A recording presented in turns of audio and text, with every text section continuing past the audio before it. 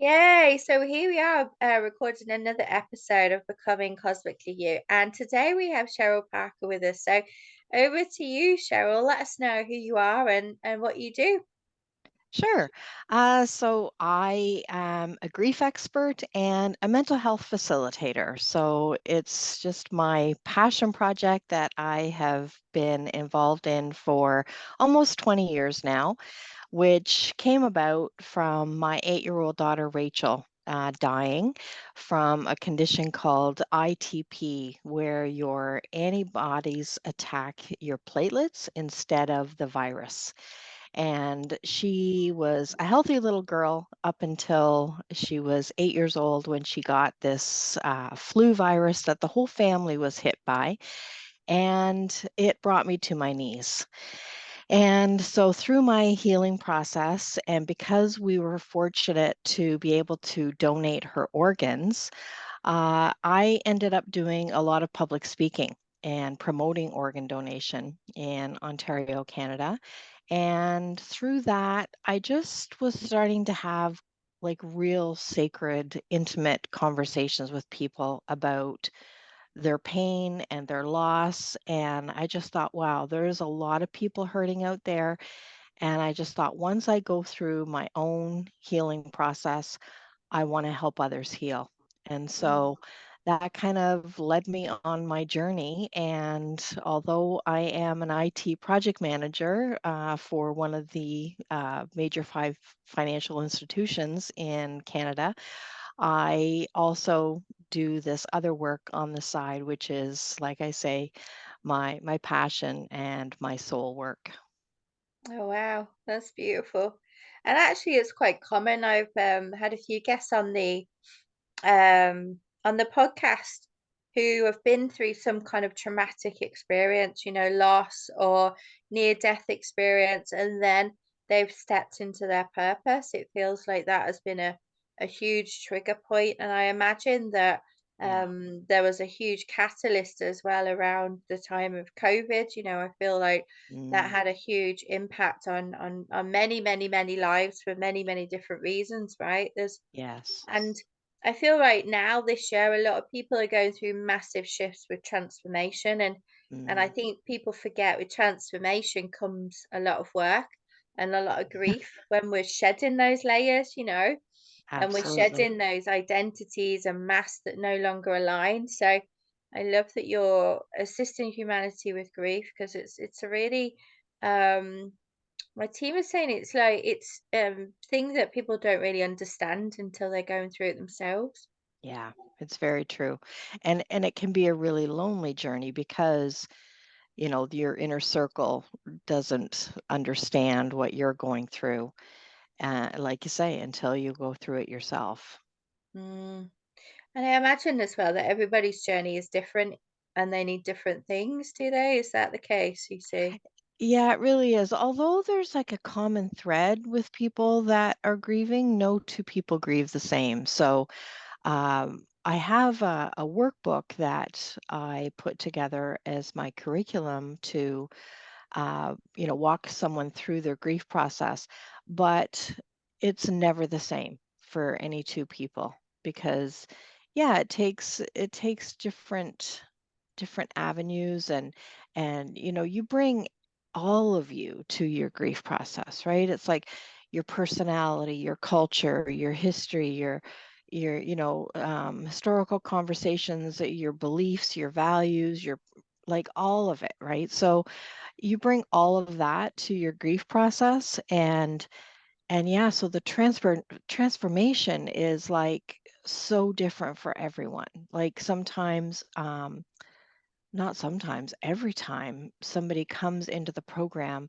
they're, maybe have experienced a traumatic loss and they end up getting complete about something completely different.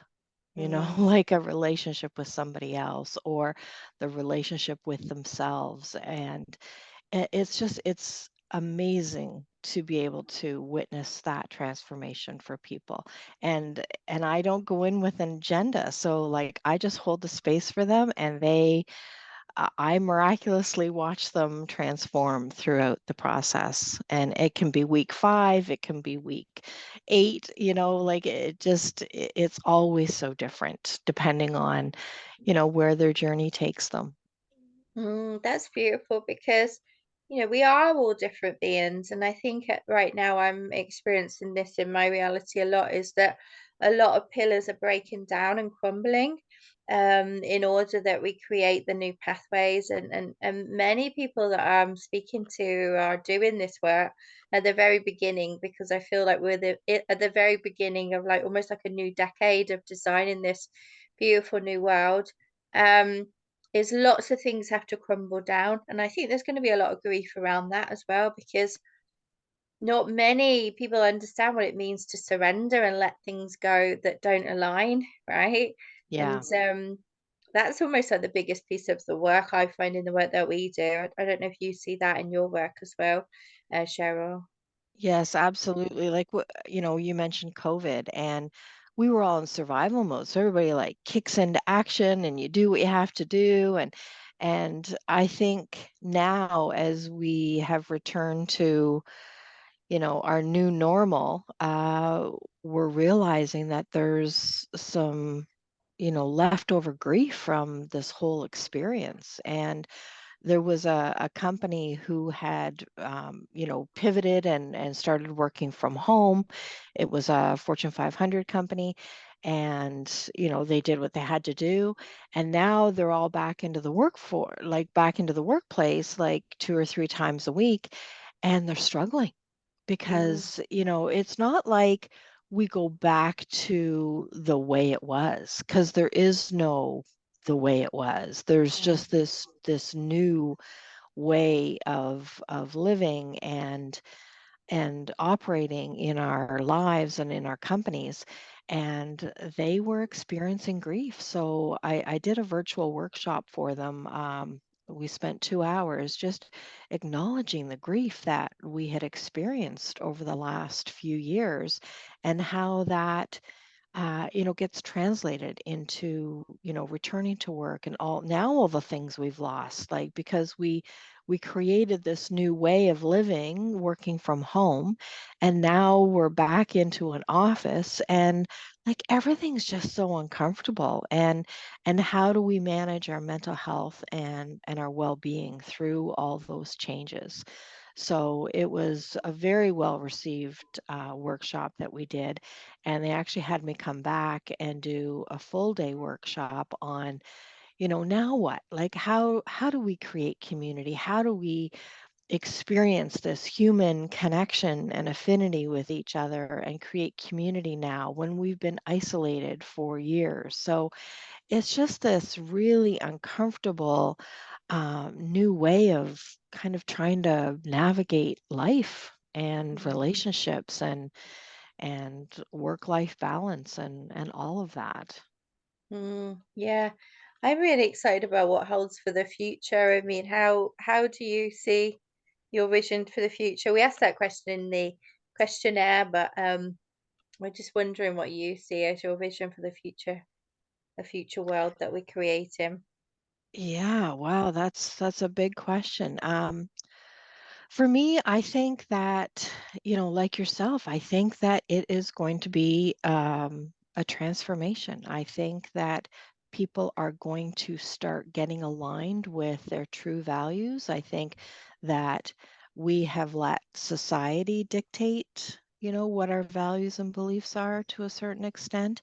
And I think that the rubber really hit the road with COVID. And I think that people are getting really clear about what works and what doesn't work, and what they're willing to do and what they're willing not to do anymore. And I think that there's been a big shift in the conversation around mental health and well being.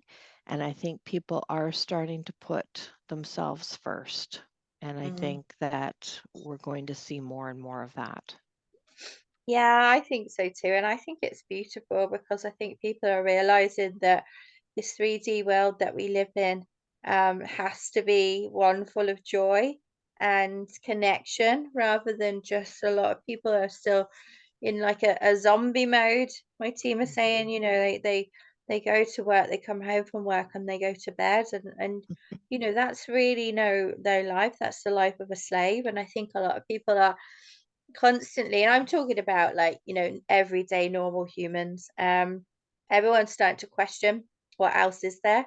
And I Yeah, really love that people are actually realizing that you can be creative and work on your own terms, and you don't necessarily need to have a job. And I really love that. I really love yeah, that. I'm a big advocate of that. People just connecting to their heart and following their joy and getting yeah, paid for it. yeah, That's yeah. just like the ultimate sweet spot, right? It is, yeah. Yeah, it makes you wonder why we didn't see it before, right? Well, yeah, I mean, I guess many of us did see it, and it's always quite exciting when other people are starting to wake up and see it. I mean, I worked in a very corporate environment for over 10 years. I was a tax advisor. And Mhm. 10 years ago, about maybe just under, I just decided that it wasn't for me, that I was no longer going to be just a cog in a wheel, a number on a paycheck. I decided Mhm. that there was more out there, and it's having Yeah, that courage sometimes to let go of that comfort blanket and just go for yeah, what it is you really want. And yeah, I think a lot of people will be doing that this year, and that's yeah. what I'm excited for. Yeah. And in my situation, it was a traumatic incident that, just really had me brought to my knees and face into the into the sidewalk, to really wake up, I guess, and start to live in a different way. But when I'm going into these companies or I'm working one on one with my clients, it's like I don't want them to have to experience a trauma to be able to wake up and to have that experience and to have that desire to have that joy in their life. Oh yeah, So yeah, absolutely. I try to take the lessons and have them learn the lessons without having to go through the trauma. But it's everybody's journey, right? So everybody will get it in their own time and when they're supposed to. Yeah, such a beautiful point. It's always in divine timing and alignment. And I think there's a lot of people out there that I see in the industry, the coaching industry, who are hustling, who are pushing things harder, we're working longer hours. And I find the more that I'm expanding, I'm actually doing a lot less. I'm Mm, encouraged to take time off and days off and shorten my work days. I'm just like, this is beautiful. This is really yeah, beautiful because you get to show up in a really expansive way rather than a way which is just based on survival. And right. and I think that's going to be another shift for humanity, especially is that we did not have to settle for these minimum rules and minimum pay thresholds that we've been so used to settling with. Hmm. Really Yeah, tapping into that infinite abundance energy, which is open to all of us. Nobody's immune from this feeling or this abundance. It really is beautiful. The energy coming through right now is just incredible. So I yeah. really love that you're helping these people with this grief energy as well, because obviously this grief energy is really low vibing, Oh and yeah, it keeps people stuck in patterns. It keeps people stuck in the past. yeah, I'm sure there's a lot of shame that you deal with as well in your work, shaming themselves over, I shouldn't be feeling this way. yeah. There's a lot of that goes on. And the more that we can work on freeing up that energy and saying, look, it's okay, like you're going to be okay. You've Yeah. just got to do these things and you'll get through it. And I think sometimes that's almost what people want to hear, isn't it? You're going to be okay.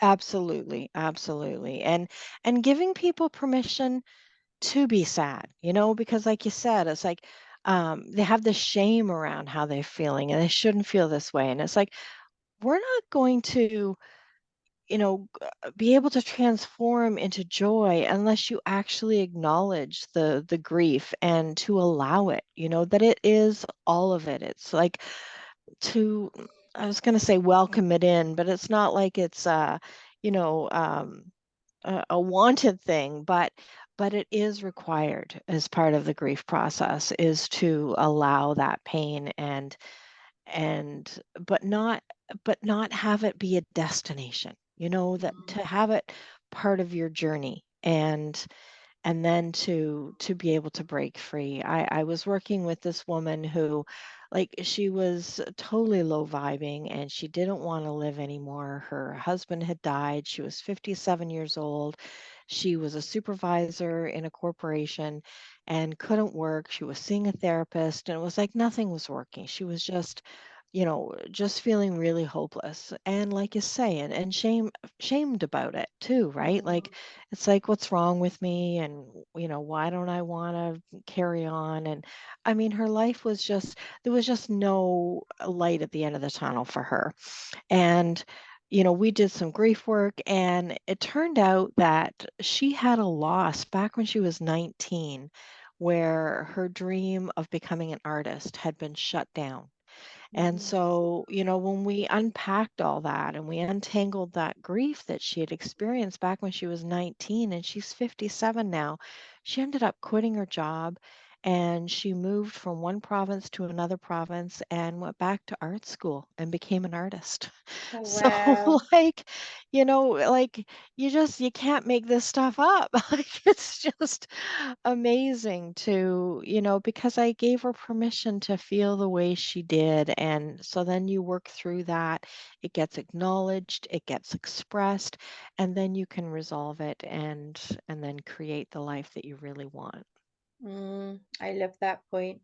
Giving Yeah. someone the validation and also the space. And isn't it crazy though that oftentimes people need that validation that it and that permission. My team was saying they need the Yeah. permission Yeah. to just express because actually, no, my team are reminding me it comes from our collective programming that even when we're Hmm. little, I don't know what generation you were brought up in, Cheryl, but I was very much like if I cried as a child, my mom or my dad would say, "Shut up, I'll give you something to cry about," and then I would get probably Exactly. whacked round the head, right? So Exactly. so we got really good at numbing, right? Yeah. Numbing Yeah. how we felt. I mean, I had anxiety for over 35 years because I just didn't know how to Hmm. express anything. And I think Yeah. a lot of people are trapped with not being able to feel or not being able to express. And there's Yeah. this collective energy that we're slowly moving our way through and breaking down just by the work that we're individually doing on ourselves and with other people and it's Yeah. really powerful the world that we're creating the Yes. especially with the children that are coming through. I mean, I've got two young kids, they're 6 and 8, and Mm. they are just especially my 6-year-old, she would just tell anyone what she thinks, Yeah. even strangers. She'll go up to them and tell them exactly what she thinks about anything. She Yeah. doesn't care. She has Yeah. no issues. And I think that's beautiful that I do we're too. Yeah. not only are we working on breaking down our stuff and connecting and feeling and the grief and all that as a collective, but individually, but so we are better equipped that when we have children or we're bringing through these beings, that Hmm. they won't have these issues. Yeah. Or they'll have the tools to heal themselves and Yeah. we people like us will probably not even be needed in the future. We won't have like people who are like healing or educators. It'll be just everyone will be just on such a high vibe. Yeah. that's Yeah. that's my vision anyway for the Y- future.